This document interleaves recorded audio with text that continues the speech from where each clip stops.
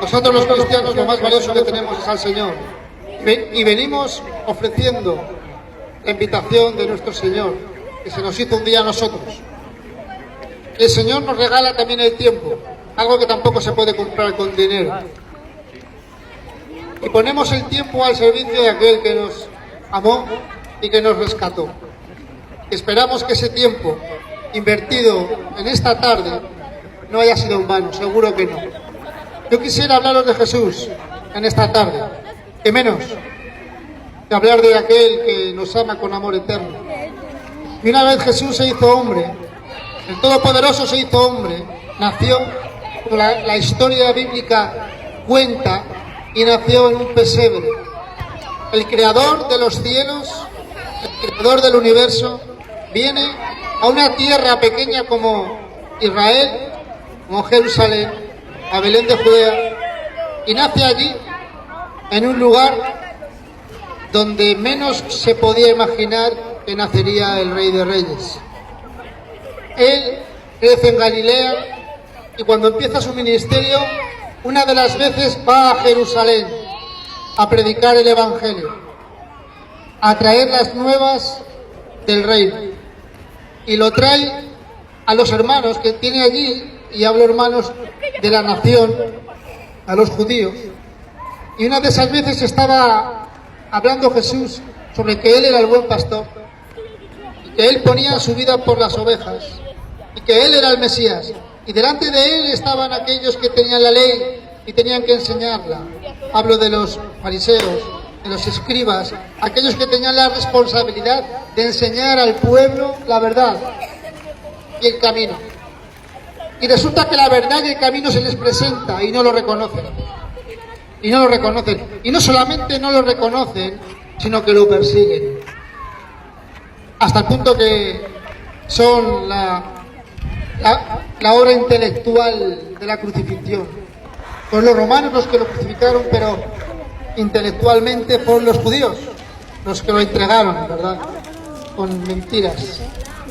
Todo en el plan de Dios para salvarnos a nosotros. Pero en una de esas veces Jesús está hablando y los fariseos procuraban matarle, echarle mano. Jesús consigue escapar. Dice que se fue de nuevo al otro lado del Jordán.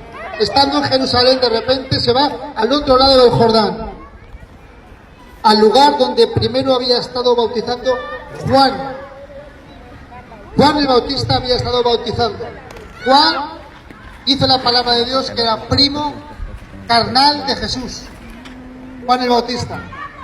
Y estando Jesús en Jerusalén, recibiendo las amenazas de los judíos, siendo que aún no era el tiempo de que Él fuera crucificado, vuelve a ese lugar, al otro lado del Jordán. Así dice la palabra. Y se quedó allí un tiempo. Y dice que muchos venían a Él, a Jesús. Muchos venían a Jesús. Y decían aquellos que venían a Jesús: Juan el Bautista, a la verdad, ninguna señal hizo. Pero todo lo que Juan dijo de Jesús, era verdad. Y muchos creyeron en Él. ¿Qué significa esto? Que Jesús vuelve al Jordán y se encuentra a personas que Juan el Bautista ya les había predicado. Ya había sembrado la palabra de Dios en sus corazones. Ya había una siembra. Y cuando ven a Jesús, dicen: Juan no hizo señales, no hizo portentos. ¿Sabías que Juan el Bautista no hizo ningún milagro? ¿Lo sabías? Y Jesús dijo de él que no ha nacido profeta mayor de un vientre de mujer que Juan el Bautista, que era el mayor de los profetas. Y el resto de profetas sí habían hecho milagros, pero en cambio el mayor de los profetas nació de mujer, no hizo ningún milagro. ¿Qué significa eso? ¿Es más importante el milagro o el mensaje que trae el profeta? Y Juan el Bautista trajo un mensaje y lo sembró, y llegó el centro de Jesús, llegó Jesús y reconocieron y creyeron en Él. O sea que Juan predicó un mensaje verdadero y Jesús recogió fruto y fue aquí. La pregunta es: ¿cuál es el mensaje que predicó Juan? el Bautista. ¿Qué mensaje trajo Juan el Bautista? Para que cuando Jesús fuera, esa palabra viva había abierto los ojos de aquellos hombres, ojos espirituales, y habían reconocido a Jesús y creyeron en él. Hoy sembramos la palabra, como Juan sembró la palabra y la obra del Señor. Vamos a ver qué es lo que enseñaba Juan en el capítulo 1 del mismo libro del Evangelio de San Juan.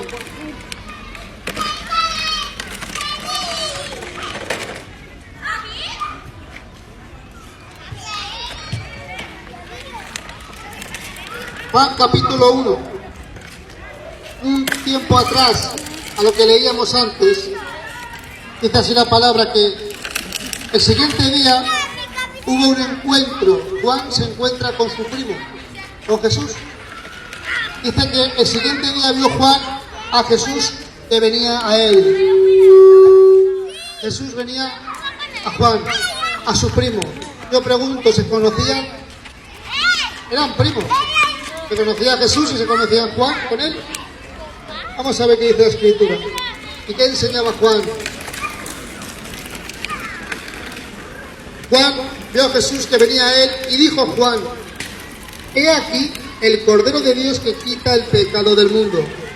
Este es aquel de quien yo dije. Este era el mensaje de Juan: después de mí viene un varón, el cual es antes de mí porque era primero que yo.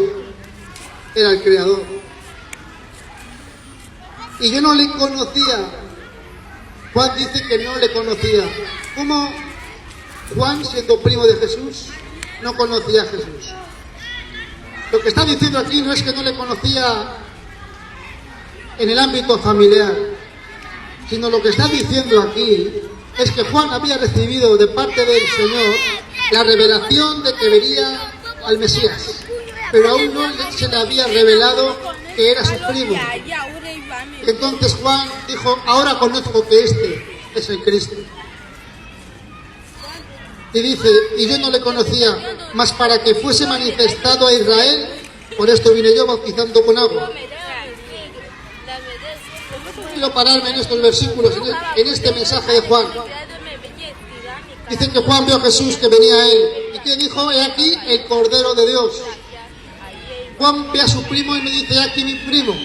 Él dice: he aquí el Cordero de Dios.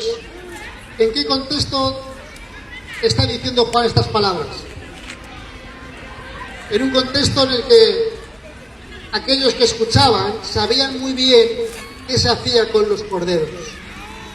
Y los corderos se usaban como sacrificio, como ritual, como sacrificio, mandado por Dios en el Antiguo Testamento para la expiación, para cubrir los pecados del pueblo.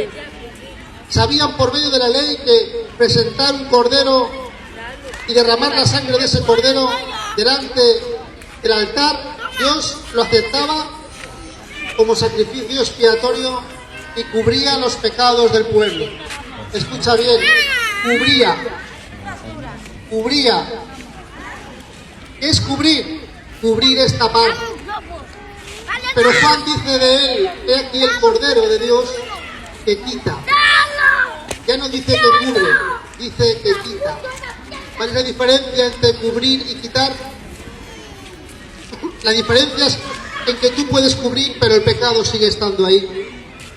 Pero si tú lo quitas, ya no está ahí. Y solo hay una manera de que el pecado del ser humano sea quitado, y es a través del sacrificio de Cristo. Quitado. Esto nos tenía que dar alegría, porque el pecado tiene unas consecuencias. Juan nombra el pecado, y podemos nombrar el pecado en una sociedad que hoy en día la palabra pecado la usa muy livianamente y no le da la importancia que debería tener.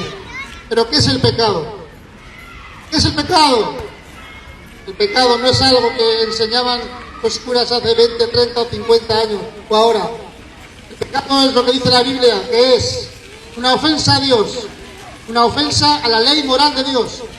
Y cada uno de los seres humanos han quebrantado esa ley moral de Dios, sin excepción, porque no hay ninguno perfecto.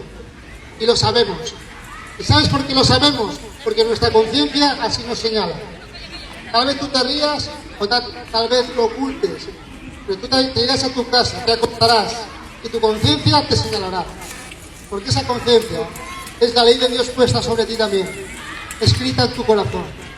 Y nadie escapa a esa ley. Podrás escapar a la escritura cerrando tus oídos, podrás escapar a los profetas, pero no podrás escapar a la conciencia de la voz de Dios que te habla. Y ese pecado está ahí, y el pecado es devastador sobre tu vida, sobre la familia y sobre el ser humano. El pecado es romper la ley moral de Dios que nos ha dado para que nos vaya bien. Lo que hace es destruir el mundo, destruir nuestras vidas. Este mundo se está autodestruyendo. No hace falta que vengamos a decírtelo. Solo tienes que leer el periódico, internet o poner la televisión y verlo, como nos estamos autodestruyendo. Es más, tú te estás autodestruyendo, como las células cancerígenas. Así es el pecado, nos autodestruimos. ¿Cuántas cosas has hecho hoy exactamente, hoy 3 de agosto, de las cuales te arrepientes? De las cuales dices, ¿por qué he hecho esto? Si no me siento bien, si sé que me roba la paz, si sé que esto me hace daño.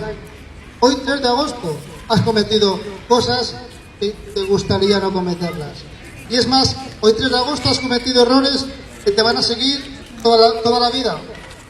Y no podrás quitarlos de tu corazón, a menos que el Cordero de Dios lo quite de ti. El pecado es devastador, el mundo se autodestruye. El pecado es devastador porque ofende a un Dios santo. El pecado es devastador porque ofende a aquel que nos creó. El pecado es devastador porque Dios condena al pecado y al pecador también.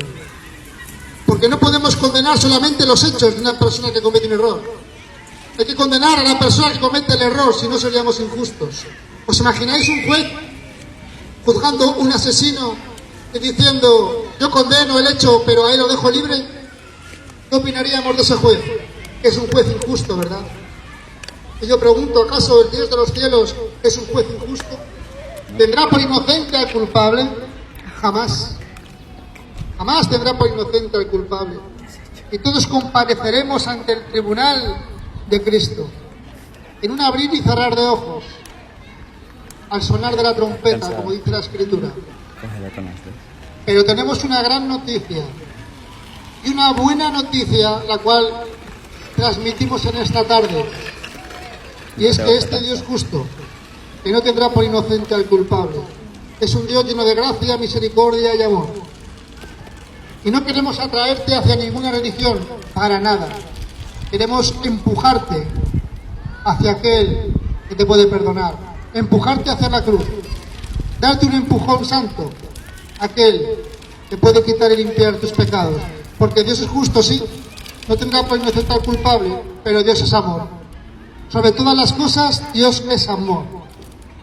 Piénsalo, ese amor que tú buscas, ese amor que tú buscas en los demás, deja en tus hijos, en la lectura, en el deporte, llenarte con la droga, con el alcohol, ese amor que tú buscas llenar tu corazón, pero que no lo puede llenar nadie más que Cristo. No lo puede llenar ni tan siquiera la iglesia donde nosotros asistimos. No podemos llenarte con ese amor. El que te diga eso te está mintiendo y te está ofreciendo una mera religión comercial. Ninguna religión puede llenar tu corazón de verdadero amor. Solo Jesús puede llenar tu corazón de verdadero amor. Y lo hace cuando tú reconoces la necesidad de Él. Y reconoces, como Juan el Bautista, que solo Él puede perdonar tus pecados. Y le buscas mientras puede ser hallado. Y se presenta a ti, ahora, en la noche, en tu conciencia, en la mañana, y te apartas. Y descubres, milagrosamente, que la Escritura dice que hay para ti perdón. Si verdaderamente, delante de Él, no delante del hombre, delante de Él a solas, reconoces tu necesidad y tu pecado. Este Cordero que derramó su sangre en aquella cruz tiene poder para perdonar tu pecado, quitarlo del medio, ya no te acusa más. Sí, ese pecado que te carga, o esos pecados, Él los quita la carga, lo que acompaña a ese pecado. Y además de que quita la carga y perdona, te da una nueva identidad y te llena de su amor